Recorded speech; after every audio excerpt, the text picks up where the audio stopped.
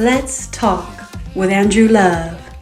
There are people who believe that you and have said that you gave your daughter, Joycelyn, to Kelly in exchange for money. Is this true? I'm glad you mentioned that because I've said it on the Gayle King show. I've said it publicly. I've never, let's repeat this so we can make sure we're clear. I've never taken a dime from this man, never given me a dime. People have stated that who may have known me in the past have stated that Kelly bought my Mercedes. I can show you clear title that his name was never on my Mercedes. I've never received nothing from this man but a turmoil, a headache. That's all I received. That's all I received, a headache from him. And that's the saddest situation that I've ever been in, you know, for people to lie, to say that I received funds from him, in which at any time, at all times, I've always had my own monies. As I've stated at the beginning of this, how me and my wife had owned businesses, have always owned a lot of things. And now to make this so clear, I've recently requested that we do a lie detector test between me, Timothy Savage, Joycelyn Savage, Joycelyn Savage, and R. Kelly, Robert Sylvester, and Kelly. And that has not, no one has said, Robert, you can do it. And I said I would pay for it. Okay. He don't have to pay for anything. I will pay for it. I will fly up there to wherever he's at, Chicago, me and my wife, and we don't have to be in the same room, but we all need to take the lie detector test together. And I have not yet, in the month of March of 2023, got a response. Okay. Tim, I got a question to ask you. Why do you think people saying that you did take money from R. Kelly? Because I tell you why. Because you have other people that have been said that he gave them monies.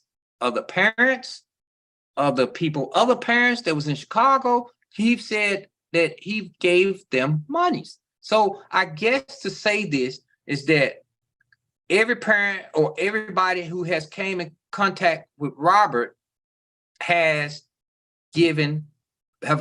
received money from him. And that's so far from the truth. But you have parents that may have done that and probably have did it. Let me ask you, do you think that taking a lie detector test, because who are you trying to clear your name when it comes to that subject in particular? No, I'm tired of Kelly. I'm glad you asked that. That was a great question.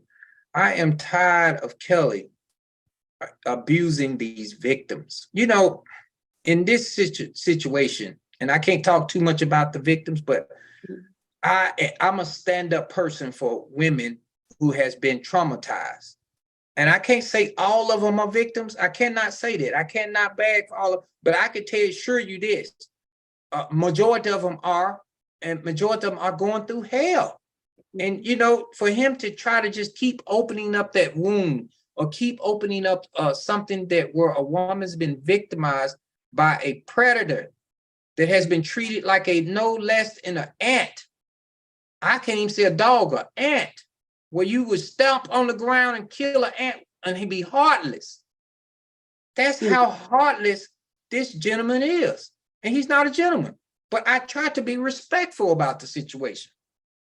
Yeah, I can imagine that it's difficult when it comes to your child. Right. You know, and you have to have a cool head in this whole thing. And that's one thing about me. I've always had a cool head. You know, I do have thick skin. But when it comes to my daughter, I am passionate about my kid, and I want to have some type of relationship with him.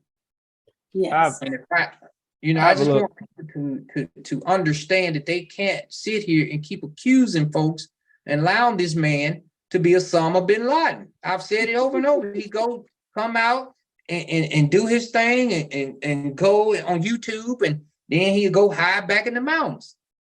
It's ridiculous. So how long did it take authorities to actually finally, I don't know how long, you can share with the audience how long it took from this time that you just told us about, for authorities to take action on the matter? What happened next? Well, I'm gonna tell you this. The authorities like a turtle. The authorities started back in December of 2016 when they took my wife's phone and they took my phone.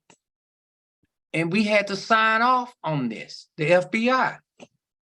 And they came back and said, we believe you, Mr. Savage. And they moved forward from there. Now, when you talk about things like that, you know, you have the networks did not believe. You have the networks did not want to publicize what was right by these victims. And they did not want to come out. We had his lawyers fighting for this not to be public. They was doing everything in their power to try to stop this.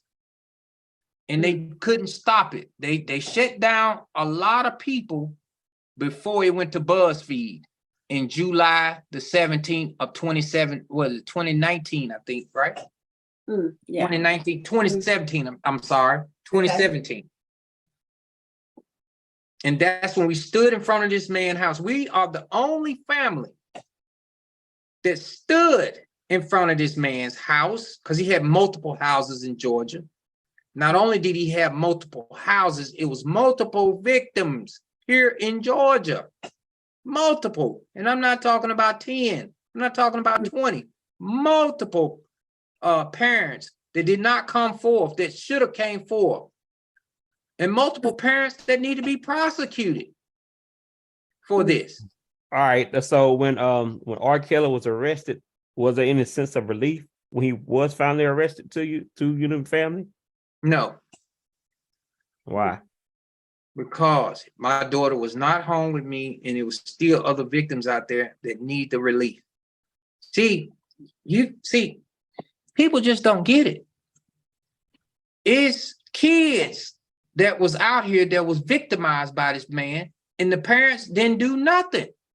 The parents didn't even speak. The parents didn't even come out. It's parents right now that has not stepped forward to say this man has victimized their child.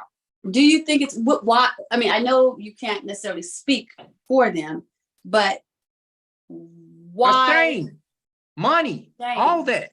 Money. Okay. Okay. Moving forward. So we're here now. As a lot has happened in between Right. that time and now. And I know I can only imagine, because I'm a mother of 3. And I know what I would do for my children. Right. I know what I would do for my daughter, who's 24 now. There's nothing that I would not do for my child to make sure my child is safe.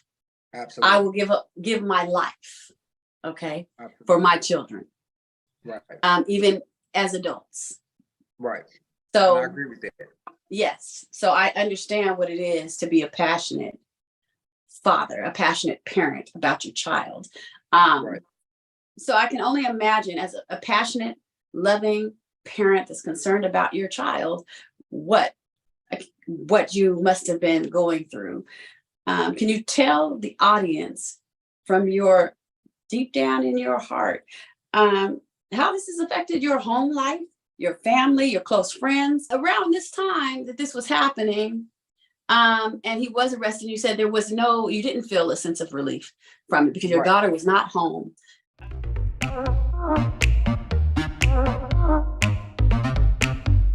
Yeah.